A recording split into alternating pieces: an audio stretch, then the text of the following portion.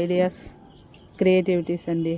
బాతులు చూడండి ఎంత చక్కగా ఎంత బాగా నడుస్తున్నాయో.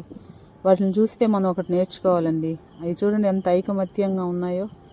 మనుషులను కూడా మనం అలాగే ఉండాలండి. బాతులు ఎంతగానో మనిషికి ఉపయోగపడతాయండి.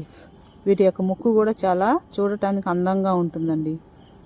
తర్వాత ఇవి చక్కగా మనకు ఎంతో మంచిగా గుడ్లు ఇస్తాయండి. అయితే ఈ గుడ్లను ఎక్కువగా కేరళకి సప్లై చేస్తారండి.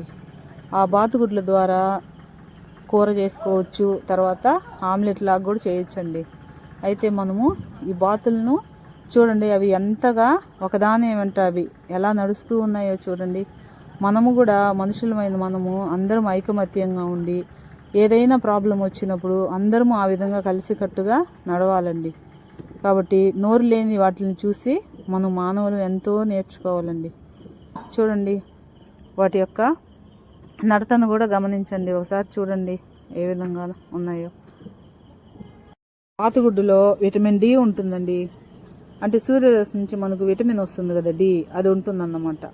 తర్వాత సెలీనియం కూడా ఉంటుంది. తర్వాత కాల్షియం ఉంటుంది, ఫాస్ఫరస్ ఉంటుంది, పొటాషియం ఉంటుందండి. తర్వాత బాతుగుడ్డు మనం తినడం వల్ల కొన్ని ప్రయోజనాలు అయితే ఉన్నాయండి. వినండి. బాతుగుడ్డు తింటే చర్మ ఆరోగ్యము బాగా మెరుగుపడుతుందన్నమాట. తర్వాత నిరాశ ఇటువంటి ఏమన్నా రుగ్మతలు ఉన్నాయనుకోండి, మైండ్ సెట్ కూడా చక్కగా బాగా ఉంటుంది. తర్వాత ప్రతిరోజు కూడా మనము బాతుగుడ్డు తినడానికి ప్రయత్నిస్తే ఎన్నో అనారోగ్య సమస్యల నుంచి కూడా మనము బయటపడవచ్చండి. కాబట్టి మనం ప్రతిరోజు తినడానికి ప్రయత్నిద్దామండి. అందరికీ ఈ వీడియో నచ్చిందని అనుకుంటున్నానండి. మీ అందరికీ నచ్చితే లైక్ చేయండి, సబ్స్క్రైబ్ చేయండి అండి. ఉంటానండి.